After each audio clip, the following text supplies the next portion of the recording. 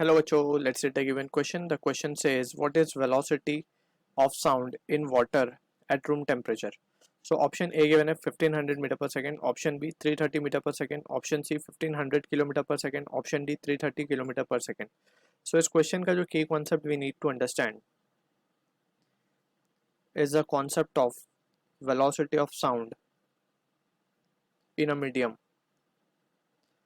So अगर हम बात करें velocity of sound की, सो वी नो के ये जो साउंड है इसको ट्रैवल करने के लिए एक मीडियम रिक्वायर्ड है, राइट?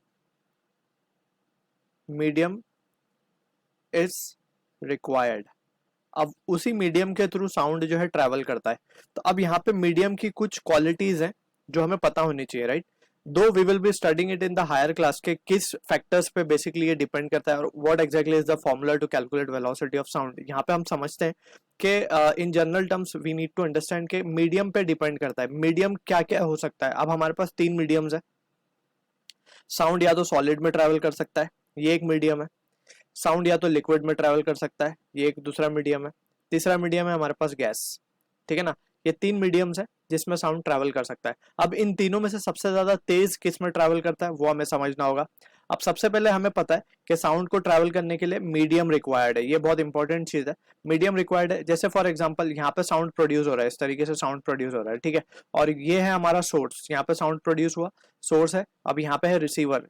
मान लो हम खड़े हैं यहाँ पे and we are interested in we are hearing this sound, ठीक है ना? तो ये साउंड हम तक आ कैसे रहा है?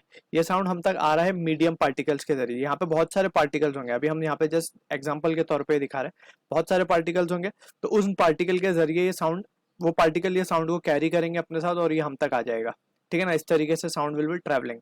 अब यहाँ पे वी नीड टू अंडरस्टैंड कि अगर ये मीडियम, यहाँ पे अगर मीडियम सॉलिड होगा तो सॉलिड में क्या होता है? पार्टिकल जो है वो कंपैक्ट होते हैं, मीन्स बहुत सारे पार्टिकल जो है, अगर हम एक बात करें, लेट सपोज एक पर्टिकुलर वॉल्यूम कंसिडर करें, तो इसमें हम देख सकते हैं कि जो पार्टिकल्स होंगे या मॉलिक्यूल्स होंगे सॉलिड के अंदर वो कॉम्पैक्ट होते हैं, मीन्स बहुत टाइटली पैक्ड होते हैं, ठीक है ना?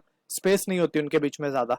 तो क्या होगा, जैसे ही साउंड ट्रेवल करेगा तो फटाफट फटाफट से transfer take place and it will reach to the receiver, ठीक है? फटाफट एनर्जी वो ट्रांसफर करेगा, ये इसको करेगा, ये इसको, इस तरीके से एनर्जी फटाफट ट्रांसफर होकर रिसीवर तक पहुंच जाएगी।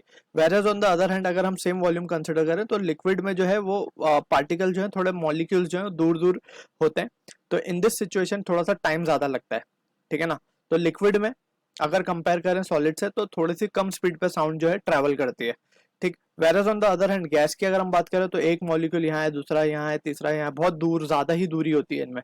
तो इसमें जो स्पीड ऑफ साउंड होती है वो बहुत ही कम होती है, ठीक है ना? तो ये चीज हमें यहाँ पे समझनी होगी।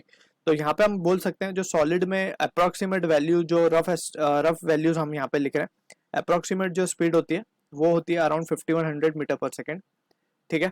लिक्विड में जो साउंड ट्रेवल करता है वो अराउंड 1600 मीटर पर सेकेंड की स्पीड से ट्रेवल करती है। गैस में अगर हम बात करें तो it is 330 metre per second approx, ठीक है? तो यहाँ पे हम देख सकते हैं सबसे ज्यादा है सॉलिड में, फिर लिक्विड में, फिर गैस में। अब हमसे क्वेश्चन में पूछा गया कि लिक्विड में, बेसिकली वाटर क्या लिक्विड फॉर्म है, तो लिक्विड में स्पीड क्या होगी? तो यहाँ पे ऑप्शन जो क्लोजेस्ट मैच करेगा 1600 मीटर पर सेकेंड से वो है option A, that is 1500 metre per second.